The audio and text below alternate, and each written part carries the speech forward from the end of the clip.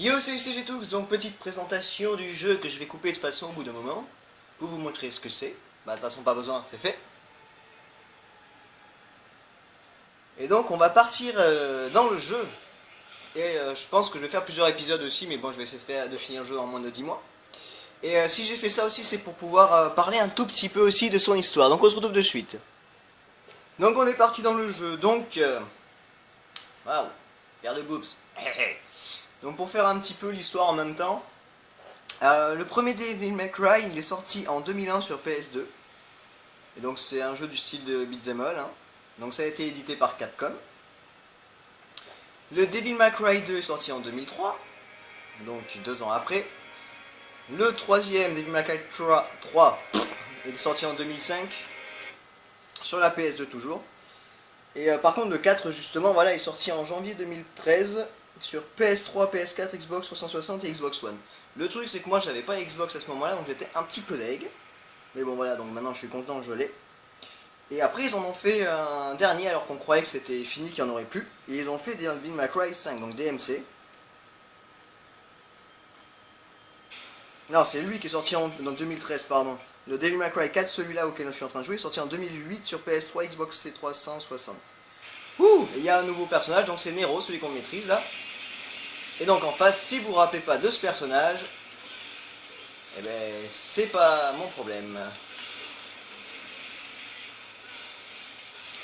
Bah si, vous le reconnaissez le perso en face. C'est Dante. Donc en fait là on a les deux personnages qui se battent ensemble, bon, c'est nouveau, ça vient de sortir d'un côté. Parce que c'est rare quand on les voit se battre ensemble. Mais vu que l'histoire est complètement différente, je me dis que c'est un petit peu normal, donc c'est pas très grave, hein. C'est pas dérangeant.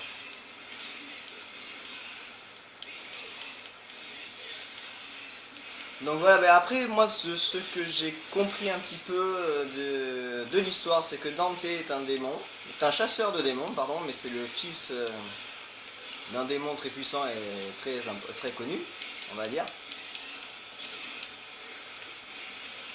Et ensuite Nero justement, on ne sait pas s'il fait partie de sa famille ou pas, mais lui aussi a le gène du démon en lui.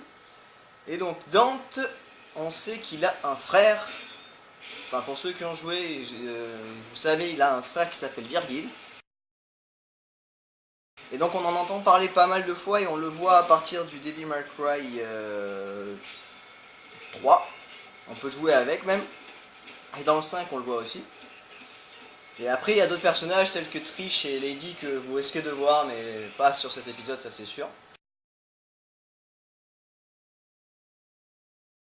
Donc c'est fini. Donc voilà, c'était la petite histoire en même temps où j'ai fait un premier niveau pour vous montrer, et puis voilà.